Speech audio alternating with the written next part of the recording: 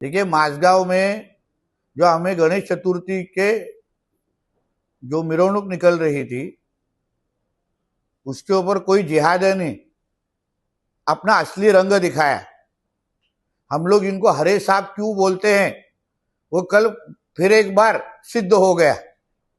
जो गंगा जमुना तहजीब बोलने वाले, जो भाईचारा बोलने वाले, सर्वधर्म समभाव बोलने वाले, अभी वो बंदर गए कहाँ, कौन से झाड़ पे बैठे हैं, उन्होंने बताना चाहिए। फिर जो नियम ईद के वक्त लगता है, जो शांति तरीके से ईद के सभी त्योहार मनाए जाते हैं, फिर इस हिंदू राष्ट्र में हिंदुओं को अपने त्योहार मनाने का अधिकार नहीं है। ऐसी एक घटना जहां हिंदुओं ने ईद का कोई त्योहार पे किसी तरीके की तकलीफ दिखाई की है, ऐसा एक घटना कोई भी मेरे को बताए। किधर पत्थर मारा है, किधर अंडे मारे हैं। तो अगर आपके त्योहारों के वक्त कोई हिंदू गंदी नजर से देखता नहीं है, तो हम हमारे गणेश उत्सव, हमारे यहाँ हनुमान जयंती, राम जयंती, रामनवमी की जयंती कभी मना नहीं सकते? तभी ये सब घटनाएं क्यों होती है? फिर इस जिहादियों को पुलिस तो पुलिस का काम कर रही है, कल तुरंत केस भी दाखिल हो गई। मगर इस महाराष्ट्र में अगर इस तरीके की कोई भी जिहाद कोई करने की कोशिश करेगा, किसी भी तरीके से हमारे हिंदुओं की तरफ गंदी नजर से देखेगा ना, तो उन लोग को सभी को मिट्टी में मिला देंगे। इतनी ताकत हमारे महाराष्ट्र की सरकार में। उनका पाकिस्तान में बैठे हुए अब्बा भी उनको पहचान नहीं पाएगा। ऐसी हालत करके उनको पाकिस्तान भेज देंगे, इतना याद रखना। सर, इनके पीछे है कौन? वो आइडेंटिफाई हुए हैं, केस भी दाखिल हुई है, इंक्वायरी चालू है।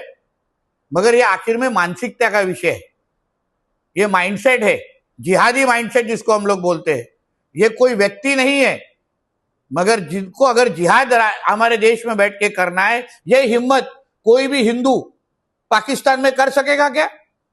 इस तरीके का कोई भी ईद का या मुहर्रम का कुछ भी अगर त्योहार मनाया जाता है उधर, तो कोई भी हिंदू ने अगर पत्थर मारा तो उसको ये लोग जिंदा तो रखेंगे क्या? देखिए क्या हो रहा है बांग्लादेश में, कल ही 4 हिंदुओं को मार दिया गया है उधर। तो कोई इस्लामिक राष्ट्र में जहां मुसलमान ज्यादा रहते हैं, वहां कोई अगर हिम्मत करता नहीं है, तो फिर इस हिंदू राष्ट्र में जहां 90% हिंदू रहते हैं, वहां हिंदू त्योहारों के ऊपर गंदी नजर देखने की ये लोग हिम्मत भी कैसे करेंगे, करते। इसलिए इस राज्य में हमारे देवेंद्र फडणवीस जी की सरकार है, हिंदुत्व की सोच की सरकार है। इन सभी को ऐसा सबक सिखाएंगे कि पाकिस्तान में बैठा हुआ अब्बा भी उनको पहचान नहीं पाए। ये मानसिकता इन लोगों पे कहां से आती है और इनके पीछे कोई है क्या? देखिए, गजवाए हिंद के अंतर्गत इनको इस देश को इस्लाम राष्ट्र 2047 तक बनाना है। और इसलिए जहां जहां हिंदुओं के त्योहार है, जहां जहां ज्यादा हिंदू रहते हैं, जहां जहां हिंदू अपना त्योहार मनाते, वहां इस तरीके की हरकतें करने के लिए ही इनको जिहाद करने को बोला जाता है। फिर कभी लव जिहाद करेंगे, लैंड जिहाद करेंगे, हलाल जिहाद करेंगे, और ये अभी नए तरीके जिहाद आए। तो इसलिए इन जिहादियों को, इस राष्ट्र को ही इस्लाम राष्ट्र बनाना है, और इसलिए ये सारी कोशिशें करते। पर इन भूल गए शायद कि देश में और राज्य में हिंदुत्व की सोच की सरकार है।